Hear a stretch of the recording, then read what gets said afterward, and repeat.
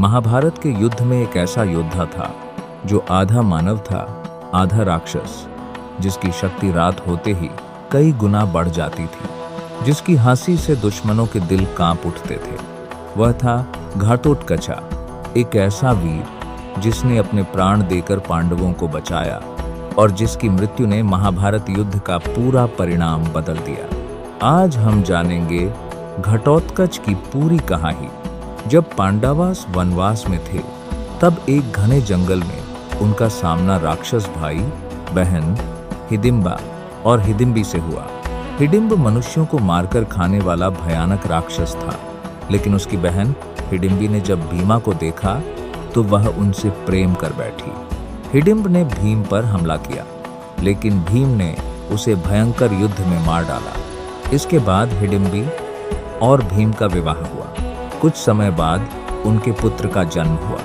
उस बच्चे का सिर घड़े जैसा गोल और बाल रहित था, इसीलिए उसका नाम पड़ा घटोत्कच। घट यानी घड़ा और उत्कच यानी बिना बालों वाला। घटोत्कच सामान्य बालक नहीं था, उसमें राक्षसों जैसी अपार शक्ति थी। वह आसमान में उड़ सकता था, अपना रूप बदल सकता था और मायावी शक्तियों से दुश्मनों को भ्रमित कर सकता था। कुछ ही वर्षों में वह विशालकाय योद्धा बन गया, लेकिन इतनी शक्ति होने के बावजूद वह अपने पिता भीम और पांडवों का सम्मान करता था। जाने से पहले भीम ने उससे कहा था, जब भी हमें तुम्हारी आवश्यकता होगी तुम तुरंत आना, और घटोत्कच ने यह वचन जीवन भर निभाया। जब कुरुक्षेत्र लड़ाई शुरू हुआ, तब घटोत्कच भी पांडवों की ओर से युद्ध में उतरा। रात का समय उसका सबसे बड़ा हथियार था, क्योंकि राक्षसों की शक्ति रात में कई गुना बढ़ जाती थी। कौरव सेना उसके नाम से डरने लगी। वह कभी आकाश से हमला करता, कभी हजारों रूप बना लेता, तो कभी अचानक गायब हो जाता। उसकी माया के सामने बड़े बड़े महारथी भी घबरा जाते थे। एक रात घटोत्कच ने ऐसा विनाश मचाया कि पूरी कौरव सेना में हाहाकार मच गया। हाथी, घोड़े, रथ सब तहस नहस होने लगे। दुर्योधना डर गया।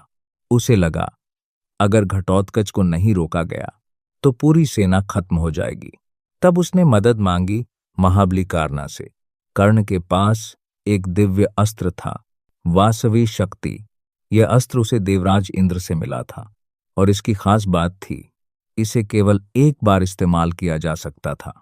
कर्ण ने यह अस्त्र खास तौर पर अर्जुना को मारने के लिए बचाकर रखा था, लेकिन उस रात घटोत्कच का आतंक इतना बढ़ गया कि कर्ण मजबूर हो गया।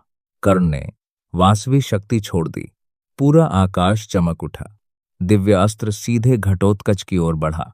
घटोत्कच समझ गया, अब उसकी मृत्यु निश्चित है, लेकिन मरने से पहले उसने अपनी आखिरी शक्ति का उपयोग किया। उसने अपना शरीर विशाल बना लिया, इतना विशाल कि गिरते समय हजारों कौरव सैनिक उसके नीचे दबकर मारे गए। और फिर महान योद्धा घटोत्कच धरती पर गिर पड़ा। घटोत्कच की मृत्यु पर पांडव दुखी थे, लेकिन कृष्णा मुस्कुरा रहे थे। अर्जुना ने पूछा, माधव, आप खुश क्यों हैं? तब कृष्ण बोले, आज घटोत्कच ने अपने प्राण देकर तुम्हारा जीवन बचा लिया, क्योंकि अब कर्ण के पास वह दिव्य अस्त्र नहीं बचा था जो अर्जुन को मार सकता था। यानी घटोत्कच का बलिदान ही आगे चलकर पांडवों की विजय का कारण बना। घटोत्कच केवल एक राक्षस पुत्र नहीं था, वह त्याग, शक्ति और वचन का प्रतीक था।